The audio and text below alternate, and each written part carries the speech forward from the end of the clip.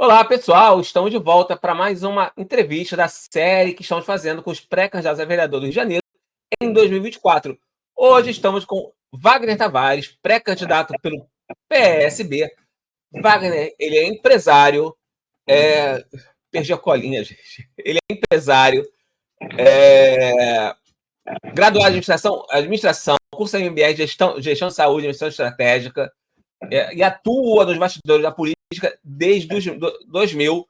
Foi presidente da Associação do Cinturão Turístico Rio de Janeiro e dedica hoje à política e o incentivo ao terceiro setor. Tudo bem, Wagner? Tudo bem, Quintino? Satisfação estar aqui contigo, nessa grande audiência sua. Vou fazer uma pergunta, porque sempre quando eu vejo um empresário que resolve vir para a política, é algo que me deixa meio... O vereador recebe, o salário do vereador é baixo, 17 mil reais, salário líquido, né? Você tem ali vale gasolina, vale selo, tem ali algumas coisas, mas deixar de ser empresário para cair na política, às vezes eu acho que é meio que um passo para trás na vida financeira, na vida empresária, na vida social da pessoa. Para que isso? Na verdade, eu sempre consegui conciliar, né? Eu sou empresário há quase 18 anos e nunca larguei a política. Eu só nunca fui candidato, né? Nunca me coloquei nessa posição. Eu acho que dá para a gente conciliar, sim, né, a parte de empresariado, né, com a parte política. Até porque eu vejo muito que são um pouco similar, né? Claro que um faz a parte muito da parte filantrópica e o outro vai fazer da parte, né, de conseguir ter ganhos, né? Eu sempre consegui. Vamos ver com o mandato se eu vou conseguir conciliar, né, no mandato. Mas acredito que a gente hoje tem uma equipe muito qualificada na parte, né, do nosso segmento e que eu acho que a gente vai conseguir. A questão de valores, né, de salários, para quem é empresário no Brasil não é fácil, né, Cristiano? A gente não é um grande empresário. A gente sempre brigou, né, sempre lutou para ter as coisas, né, dentro daquilo que a gente acredita, porque a gente também faz com que a gente consiga gerar emprego, gerar, né, oportunidade para as outras pessoas. Isso também é uma das minhas principais bandeiras, né, que é dar oportunidade para as pessoas. E isso também faz com que a gente tenha oportunidade junto com elas.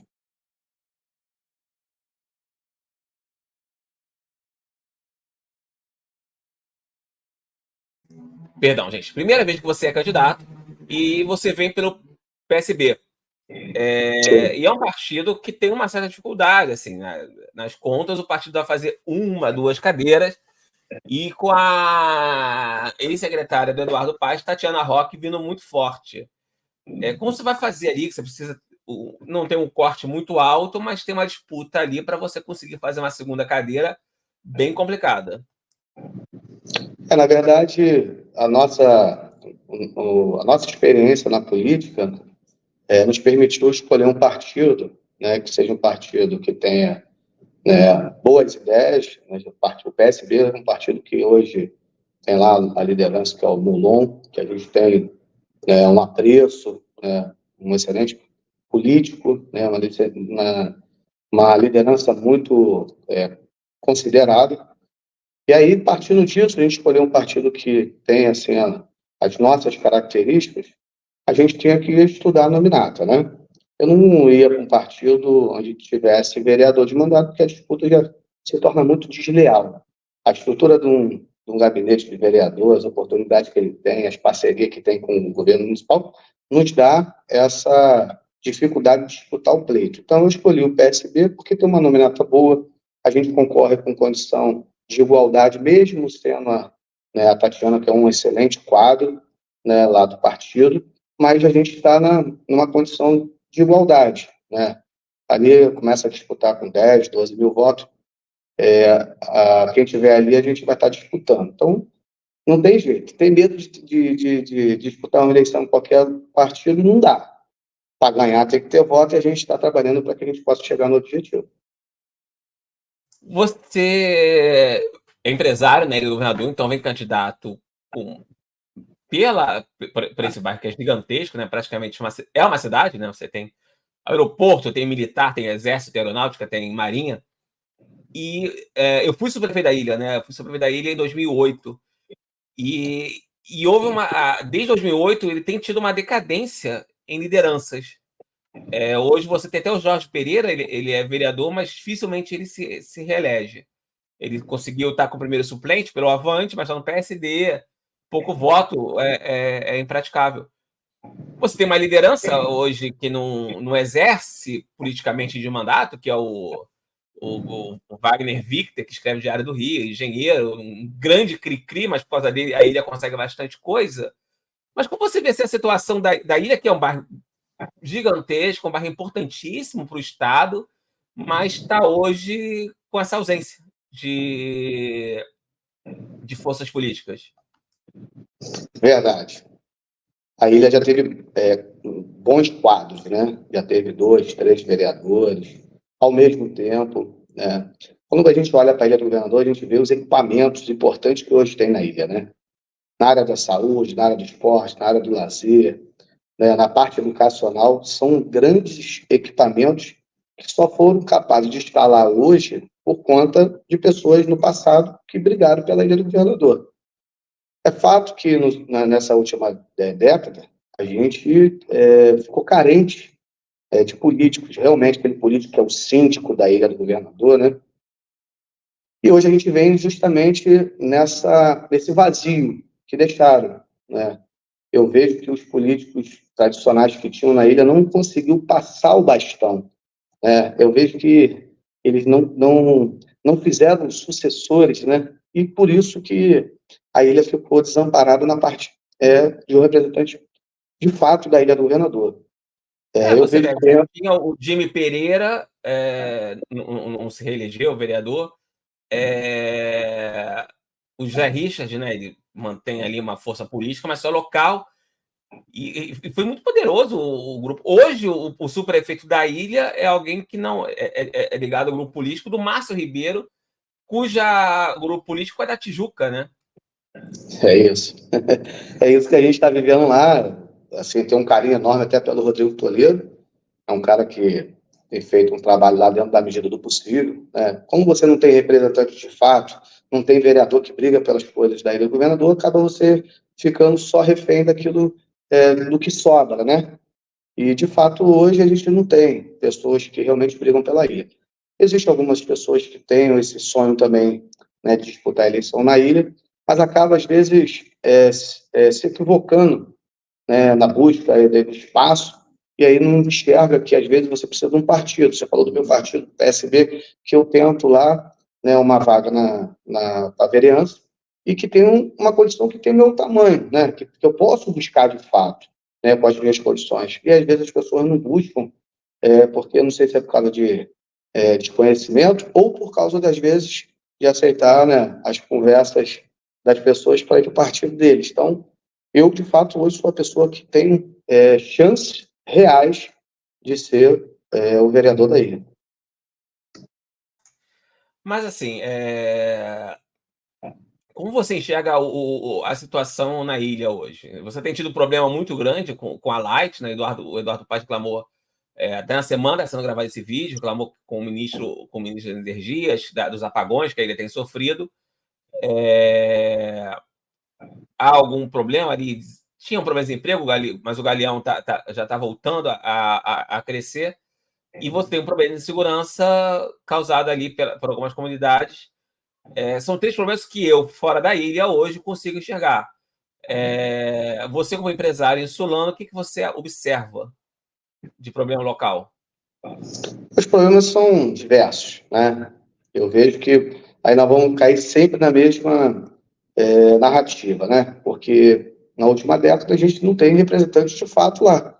E aí, quando você não tem representante que vai para dialogar, né? Tanto com o poder municipal, tanto com o poder estadual, e aí você não constrói nas relações institucionais, que é nas secretarias, seja ela de segurança pública, seja ela na parte, por exemplo, das concessionárias, né? Porque tem lugares para a gente discutir sobre isso. Quando você não tem ninguém que brigue de fato pelas condições que a ilha merece, a acontece isso.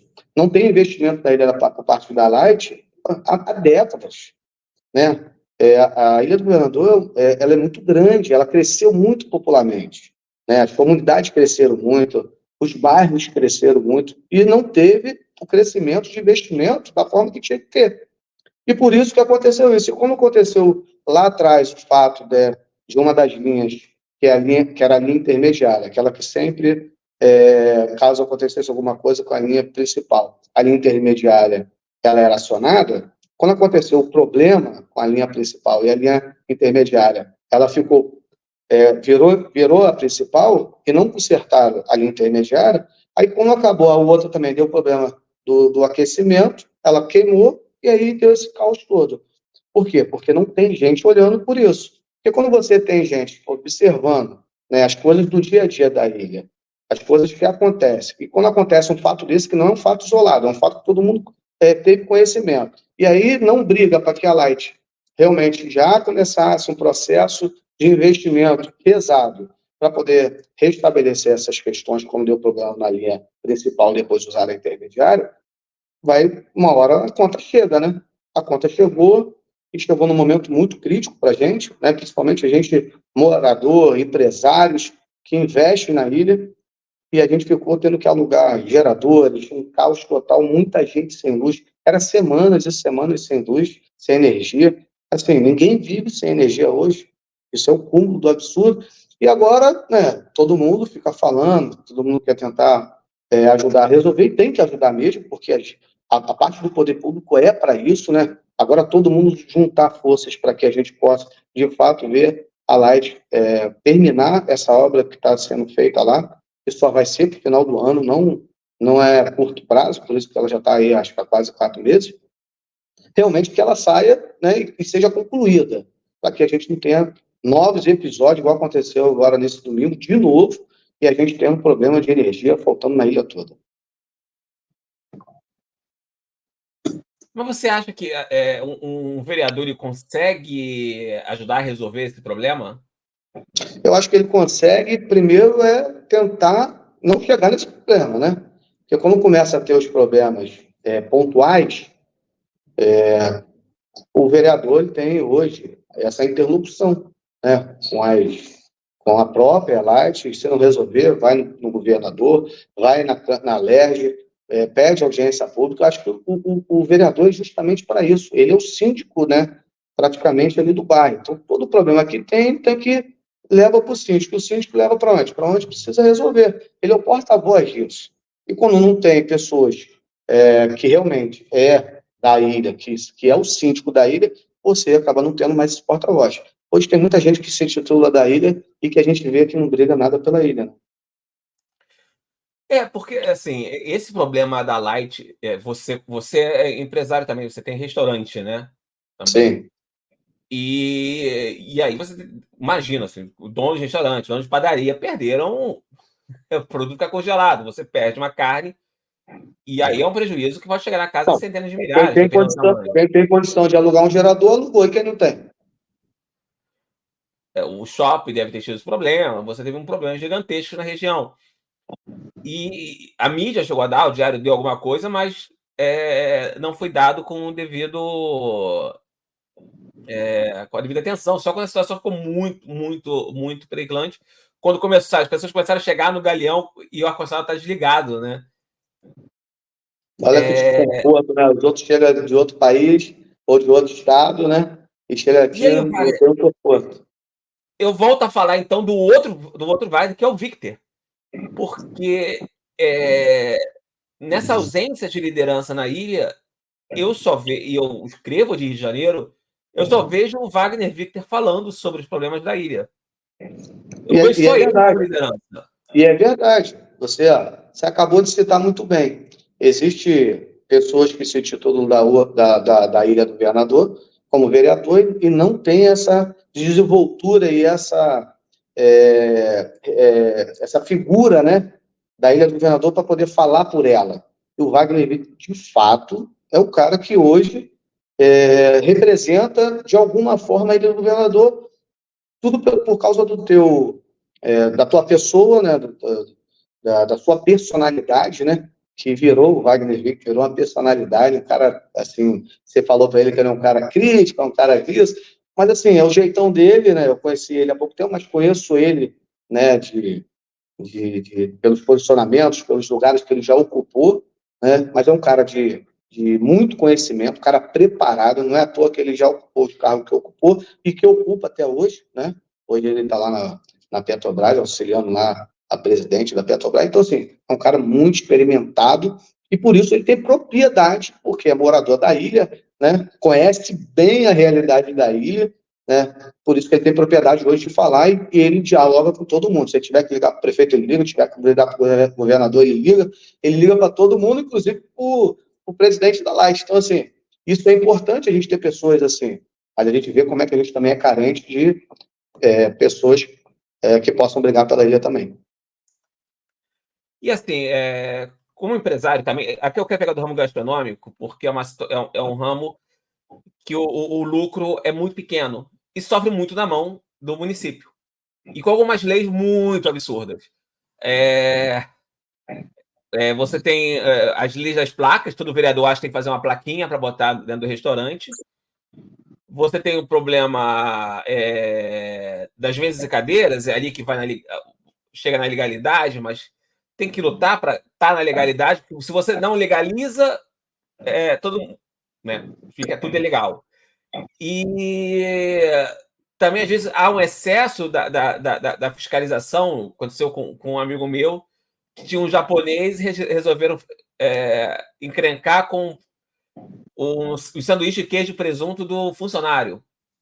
E hoje você tem, na Câmara, você tem o Rafael Luizo Freitas, que é o vereador dessa causa, né? Ele é bastante ligado ao setor dos bares e restaurantes.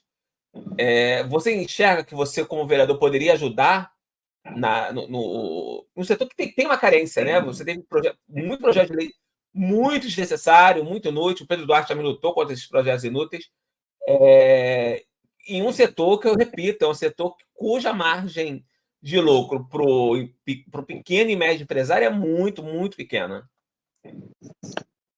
O setor que emprega demais, né? Já empregou muito mais, e a gente hoje vive um problema muito grande, principalmente na parte noturna, que parou de gerar empregos, né, nesse segmento, que é o segmento nosso.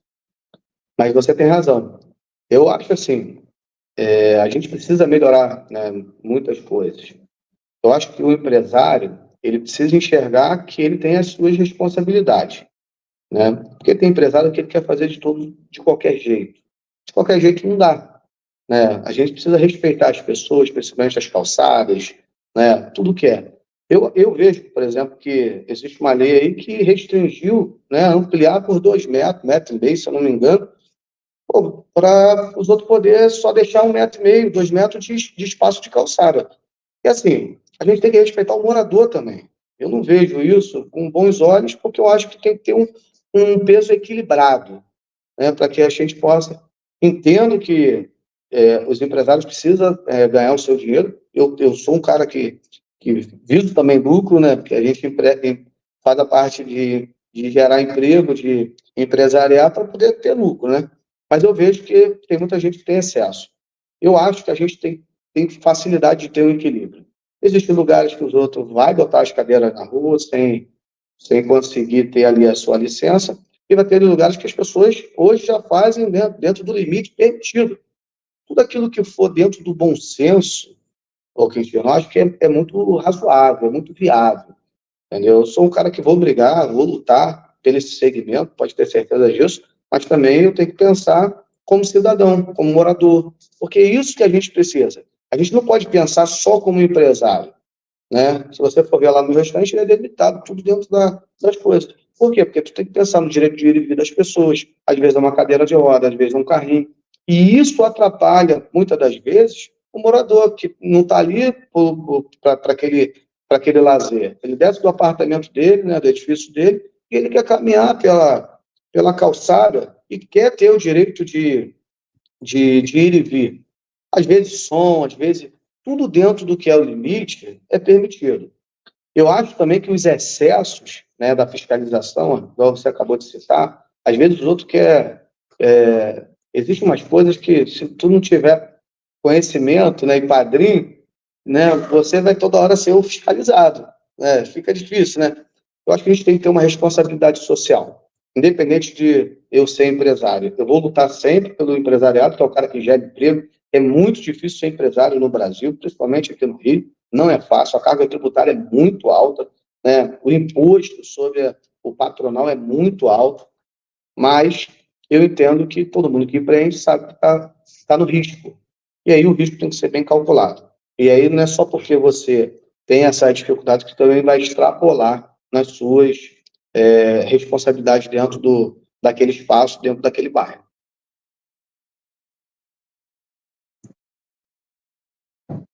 Continuando com essa questão empresário, o Chico Bulhões tem sido um bom secretário de desenvolvimento econômico, e ele fez alguns projetos para o centro do Rio, como o Reviver Cultural, está junto com o Eduardo, tem feito o Reviver Centro, mas tem ficado, claro, ali na região central, que precisa de muita ajuda com a pandemia, mas vários setores sofreram com o lockdown, aí veio o home office e ainda alguns setores têm sofrido, especialmente o setor de bares e restaurantes. Você enxerga alguma forma, se você for eleito vereador, de que diminua ou que possa ajudar a melhorar algum projeto, alguma questão de impostos para que as pessoas esquecem? A pandemia ainda está afetando muita gente, tanto psicologicamente como está afetando o bolso. Na sua experiência como empresário e também andando pela cidade do Rio, você tem visto algum problema que você fala, olha, isso eu como vereador, eu acho que eu poderia ajudar a dirimir. Eu acho que esse problema dá para ser resolvido. Eu acho que tem várias pessoas pensando já nisso há algum tempo, né? O próprio projeto que foi prorrogado no Congresso Nacional, que foi o PES, tem ajudado bastante o segmento, né? Segmento de turismo, segmento de eventos. Foi aprovada, acho que foi mês passado, mês atrasado, de novo, por mais 3 anos, se eu não me engano, mais 15 bilhões de incentivos ao setor. Eu acho que tem coisas sendo feitas, né? Mas voltando para a Câmara Municipal, eu acho que a gente tem condição de chegar lá e contribuir bastante. Eu acho que a gente segmentar, fazer esses polos, né, gastronômicos, incentivo, eu acho que isso fomenta bastante. Eu acho que a gente está fazendo pouco. Eu acho que pode avançar nisso. Tem lugares que já tem, né, os polos gastronômico natural, que surgiu naturalmente, que a gente precisa só organizar, dar condição para aqueles polos, para que eles possam se organizar com qualidade, né, para poder não trazer transtorno, né, em volta ali para os moradores, mas a gente trazer, não fazer aquela parte de reprimir, que isso tudo atrapalha, né? Acho que a gente vem com um diálogo, né, um consenso, o que pode, o que não pode, chegar ali, né, nessa balança, eu acho que tudo vai dar certo. Eu sou um cara que tem uma visão boa para isso, acho que a gente pode fazer grandes projetos a nível, né, do município para fomentar esses novos polos. Eu acho que é muito importante e valorizar aqueles que já estão, né, naturalmente já existem. E aí tem que criar junto, pegar os mecanismos, aproveitar aí que o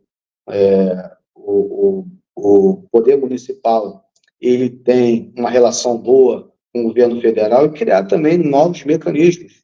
Eu sei que é difícil a gente criar qualquer regra, Quintino, que cria despesa, né, para o município, para os cofres, né, que não é fácil, mas eu acho que a gente pode contribuir também para trazer recursos de fora, inclusive da iniciativa privada, né, que é muito importante. Tem muita gente que gostaria de investir no Rio de Janeiro. A gente tem outros problemas que atrapalham isso, né? Principalmente a segurança pública. A gente viu hoje aí, né, uma ação, né, conjunta, né, do governador, junto com a parte da segurança pública, mas isso ainda não resolve. A gente precisa criar planos realmente para melhorar. Hoje as pessoas não ficam na rua até tarde. A gente, antigamente, tinha vários lugares que ficavam cheios. Hoje o pessoal, quando dá 10 horas, 11 horas da noite, não quer ficar mais na rua, não quer mais se deslocar. Então, assim, isso também deixa de gerar emprego, de incentivar, né, o turismo noturno também. Eu acho que tem muita coisa que precisa ser feita, mas que não é só da parte municipal, né? Não cabe só a Câmara de Vereadores fazer leis. Eu acho que tem que partir também do governo do Estado, tem que fazer uma união de esforços, né, e trazer também para esse plano, né, o governo federal, que eu acho que o Rio de Janeiro é um município importantíssimo, né, o Brasil todo, é porta de entrada para o turismo, né, segmenta muitas coisas, muitas empresas. A gente tem que trazer de novo as empresas para o Rio de Janeiro, para se alocar aqui de novo, empresas grandes que foram embora, que deixavam, né, dividendos aqui, geravam emprego. Eu acho que a gente precisa justamente olhar, né, numa situação muito mais macro e juntar aí as pessoas que estão, né, nos lugares mais importantes, né, para a gente poder dialogar nesse sentido, que é muito importante para o Rio de Janeiro, para o crescimento do Estado também. Você falou do turismo, você foi presidente da Associação do Cinturão Turístico Rio de Janeiro. É interessante que o Rio de Janeiro, todo lado falando, o Rio de Janeiro é uma cidade turística, mas não parece, porque nós hoje estamos numa Rio Tour que é presidida por alguém que não entende de turismo. Poderia ser um bom administrador, mas não é o caso. A Secretaria de Turismo não tem nem orçamento direito. Então a gente não, hoje o Rio de Janeiro não tem uma política de turismo. Você tem algumas ações que dependem muito mais do Visit Rio, do Birros, depende muito mais da iniciativa privada. Por exemplo, o Rio de Janeiro não me lembro de ter uma campanha internacional de turismo para a cidade do Rio. Você não tem campanhas sobre isso. A Câmara de Vereadores, ela, ao que me parece, também não pensa no assunto, não é levado à discussão ali. Você tem alguma experiência por ter presidido uma associação desse termo, mas ainda a gente não vê uma luta tanto do trade, né? O trade não tem nem um responsável para essa conversa com os políticos, para tentar menos imposto ou tentar que tenha uma campanha internacional. Então o turismo do Rio fica à deriva da boa vontade e reclama que a imprensa só fala realmente de violência. E o Rio de Janeiro, na área turística, tem uma violência comparada a outras regiões turísticas do mundo. E eu repito, eu não vejo há muitos anos esse tema ser debatido de forma profunda e séria, tanto no Poder Executivo Municipal, só Carnaval e Réveillon, como o Rio dependesse disso, como no Poder Legislativo. Então, quando eu estive à frente lá da Actur, a gente começou a entender de fato, né, o mecanismo que funciona o turismo, né? Não é só o turismo que chega, né, e vai para os hotéis, né, vai para os pontos turísticos. O turismo é muito mais do que isso, né? São os acessos, a segurança, né, os estabelecimentos, os locais. Assim, é muito amplo para que o turismo ele seja um turismo de qualidade, né?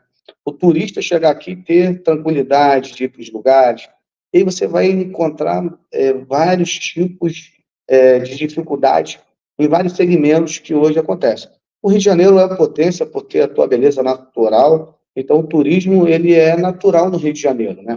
Pode estar do jeito que está, que o turista vai vir para cá porque ele ama o Rio de Janeiro, né? Em qualquer lugar do mundo, as pessoas conhecem o Rio de Janeiro, conhecem Copacabana, conhecem o Pão de Açúcar, conhecem o Cristo Redentor, né? As pessoas vêm fazer o turismo de comunidade, né? As pessoas querem conhecer isso, né? Mas turismo, o Quintino, é política de Estado, né? Nós precisamos sentar, né? Porque, assim, igual você citou, às vezes a política municipal, local, ela é uma política também voltadas para parcerias políticas, né? Mas eu já vi alguns quadros muito bons, né, na Rio Tour, né? Eu conheço pouco o rapaz que está lá hoje, como é que é o nome dele? Esqueci Para agora. ver, Patrick, alguma coisa. Patrick, então. Patrick até um menino, assim, que eu já tive a oportunidade de estar com ele, um menino bom, né? Mas foi colocado lá, acredito que deva estar tentando entender como é que é o processo, né? Para que possa, né, fazer, de fato, ali algumas coisas funcionarem. Não é fácil chegar no lugar e começar a desenvolver. Mas a questão geral, você tem aí, né, as pessoas, o poder público, na sua condição de governo federal, que tem o Freixo, né, que às vezes não consegue conversar com a Secretaria de Estado, né, que não consegue, a Secretaria de Estado não consegue conversar com a Rio Tour, né, que não consegue conversar com a Secretaria de Turismo. Esse eu acho que é o maior problema que a gente vai sempre ter. A gente precisa ter, a gente já teve isso. Por mais que os outros falem que lá atrás, né, na época do governo do Sérgio Cabral, teve os problemas que teve, mas tinha uma afinidade. As coisas acabavam acontecendo, porque tinha uma união de esforços. Né? Não foi à toa que a gente conseguiu trazer para cá as Olimpíadas, né? Trouxemos para cá a Copa do Mundo, tivemos vários eventos pan-americanos lá atrás.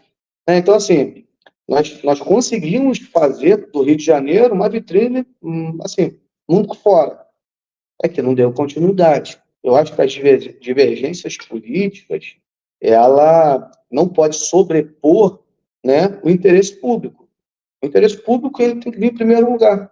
E eu acho que isso está faltando muitas das vezes. O interesse particular tem que deixar de lado e a gente fazer a construção necessária, trazer todos os segmentos. Né? A parte do turismo, né? Você falou do trem, pô, tem várias pessoas que fazem um turismo formidável. Porque, assim, tem vários tipos de turismo. Tem o turismo empresarial, o turismo de comunidade, o turismo do LGBT, tem várias coisas de turismo hoje que trata o Rio de Janeiro, porque o Rio de Janeiro ele é o que é. Então, assim, ele vai trazer de qualquer jeito eventos importantes, de grandes lãs, tu vai começar a entrar em uma opção de coisas. Por exemplo, se vir realmente a construção do autódromo, né, de novo para o Rio de Janeiro, é um case de sucesso muito grande, que traz grandes eventos, grandes investimentos para o Rio de Janeiro. Isso é importante. Né? Então, essas coisas que acontecem, elas têm que ser sentadas, né, e conversadas a quatro mãos para que a gente possa, de fato, trazer aquilo que é de essencial para o Rio de Janeiro, um turismo de qualidade. Tá? Quando eu estiver lá na Câmara, que tenho certeza que vou estar, né, a gente vai criar uma frente lá, se Deus quiser, né, o segmento de turismo, né, para a gente poder justamente lutar e discutir essas causas. E não é só isso, não, a gente tem outros problemas com guia de turismo, né, o guia de turismo, né, no Rio de Janeiro tem vários problemas também. Então, a gente precisa conversar com esses setores todos para que a gente possa realmente trazer um conforto, uma solução para que a gente consiga crescer muito mais o turismo no Rio de Janeiro. Na colinha que me passaram, dizendo que você hoje se dedica ao terceiro setor.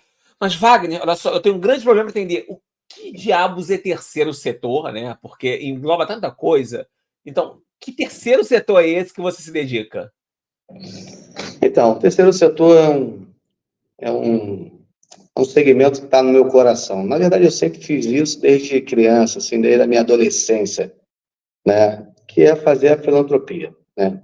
Tudo aquilo que diz que é ligado à filantropia, ele está dizendo que é o terceiro setor, né? O terceiro setor são as instituições que hoje todo mundo conhece como ONGs, como OS, como instituto, como federações e associações. São elas hoje que desenvolvem um trabalho assim magnífico, né, em todo lugar, né, no Brasil todo. E aqui no Rio de Janeiro não é diferente. Né? Hoje, o que acontece? O Estado, no modo geral, ele deixou de fazer muitas coisas. Né? Ele parou, o Estado ele cresceu muito, né, em população. E aí ele veio de crescer também em estrutura operacional, não faz mais esse concurso público que tinha que fazer, né, para os setores. Né? E aí o que aconteceu? Ele começou a terceirizar isso para essas instituições, através dos editais.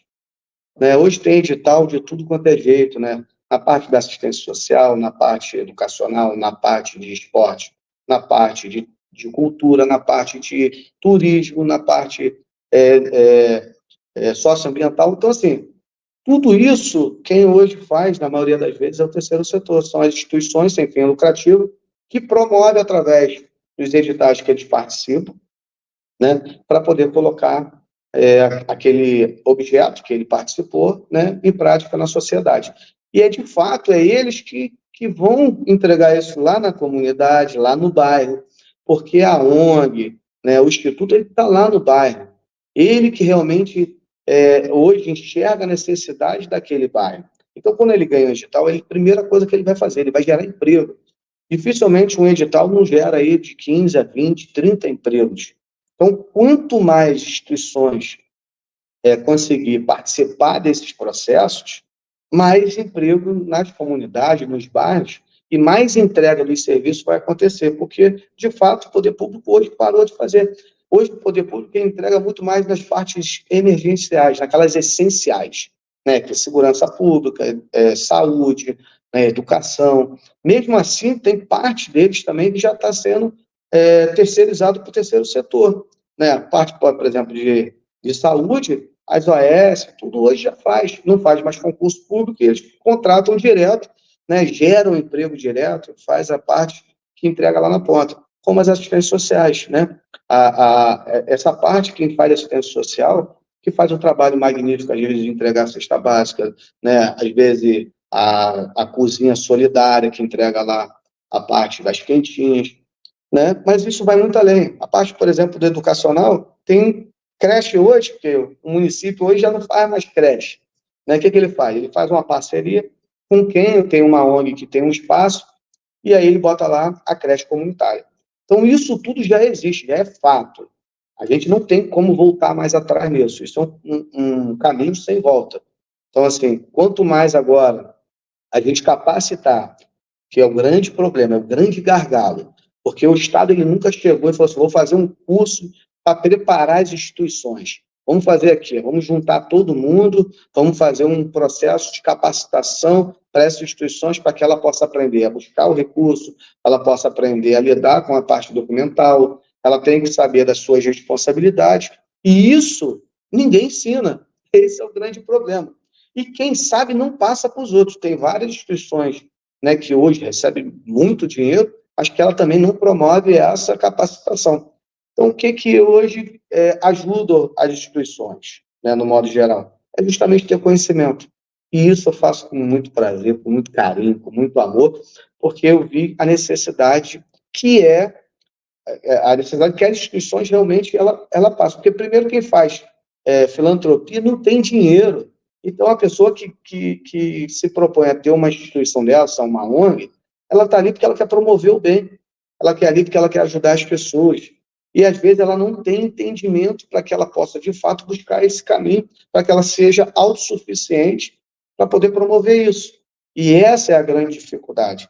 E que eu faço, dou palestra sobre isso, já desenvolvi alguns cursos, oriento da forma que tem que orientar, e tenho conseguido ajudar bastante instituições a conseguir, de fato, né, ela ter a sua independência financeira.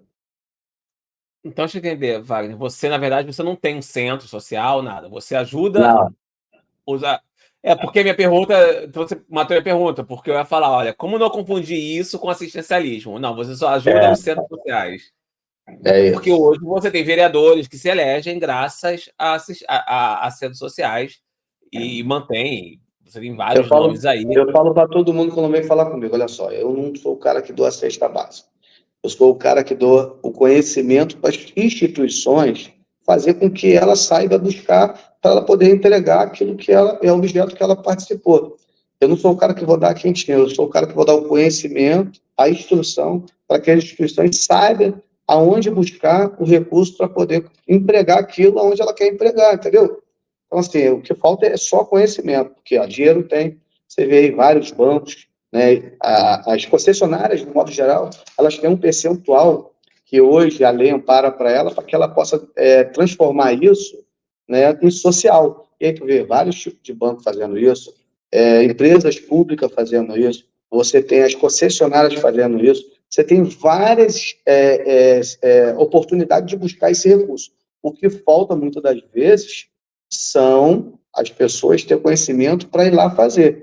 E muitas das vezes, assim, ela precisa entender como faz um projeto, ela precisa saber como é que é o objeto, uma planilha de orçamento, a prestação de conta. São coisas, assim, que não são simples, mas que também não é difícil, não é um bicho de sete cabeças, não. É fácil de aprender, só que é igual você se preparar para fazer um concurso público, né? Você tem que ir lá, fazer a inscrição, né, pegar o edital, saber quais as situações que você vai para passar naquele concurso público. E as instituições é a mesma coisa, ela precisa saber como é que é as etapas para que ela possa participar e conseguir realmente participar e conseguir os editais. Mas continuando nesse tema, ele acaba sendo muito, claro, nem todas, mas algumas acabam sendo fontes de corrupção. E são vários casos desses. Se vereador, talvez a Câmara, não sei se ela investiga isso, né? Vocês, de vez em quando, tem umas denúncias que vêm, especialmente de vereadores mais combativos, especialmente de oposição. Você, com alguma experiência, você acha que dá para saber, essa aqui é séria, essa aqui vale a pena a gente tentar estudar mais um pouco sobre ela? Vamos botar a lupa? Cristiano, isso é uma coisa que a gente vai ter, assim, em qualquer esfera, né? Essas questões, ela é muito mais do caráter das pessoas, né? Eu falo que pessoas fazem instituições, não instituições fazem pessoas, né? Então, quando você vê a seriedade das pessoas, né, que elas colocam realmente o coração, né, que eu vejo o amor das pessoas pelas instituições. Por isso que eu acho que tem que descentralizar. Porque quando você descentraliza, né, não fica acumulado com meia dúzia de instituições só, a questão de muitos valores, você começa a acabar com isso. Então, quando você traz conhecimento, para as pessoas e elas começam a pegar, né, participar de buscar, através dos editais, esses recursos, você começa a eliminar também. Porque, assim, vamos supor que daqui a 3 anos a gente consiga botar aí sei lá, umas 500 instituições sabendo buscar isso. Você acaba com o monopólio. E aí é muito mais pontual, né? Porque, assim, quando você vê que centraliza muito numa instituição só, você começa a enxergar que alguma coisa ali está errada. Mas, fora isso, se for instituições que estão entregando na ponta, até porque a lei é muito rígida. Se você não prestar conta daquilo que você se propõe a fazer, o tribunal vai vir em cima de você. E as multas são pesadíssimas, tá? Se você não prestar conta daquilo realmente que foi gasto, você paga a multa, muitas das vezes, maior do que você arrecadou para você colocar aquele objeto em prática. Então, assim, a gente tem leis que hoje conseguem ajudar na fiscalização disso, mas é importante a gente também olhar para aquelas instituições que são sérias, né? Claro que vai ter uma ou outra que você não vai conseguir detectar assim, né, só no olho do, mas aí você vai vendo no dia a dia. Mas o importante é a gente fomentar esse crescimento de que mais instituições independentes tenham acesso como algumas meia dúzia têm. Que aí a gente começa a acabar com isso. Você está no PSB e o PSB ele faz parte da base hoje do Eduardo Paes. O Eduardo é o candidato favorito para reeleição, né? Mas você tem andado pelo Rio, eu tenho várias críticas a ele, de vários pontos, não vou citar, afinal, o vídeo não é sobre mim, é sobre você. Como você tem visto a cidade nessa balanço de contas sobre o Eduardo, sobre a cidade, nesse momento? Mentira, é muito prático para mim fazer essa análise, tá? A gente dificilmente vai ter unanimidade na política, né? Eu acho que a crítica para quem se coloca, né, nessa situação de servidor público, né, ela tem que sempre existir, porque senão a pessoa se acomoda. E o município do Rio de Janeiro, que é um município muito complexo de administrar, né, eu acho que não é para qualquer um, tá? Não é à toa que o Eduardo está no terceiro mandato, né, pleiteando aí o quarto.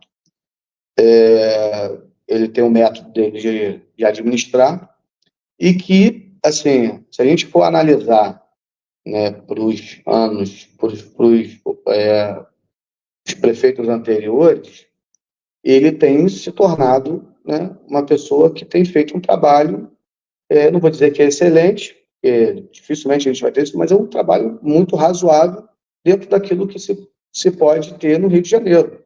O Rio de Janeiro é muito complexo, assim, é muito grande e cada região ela é específica.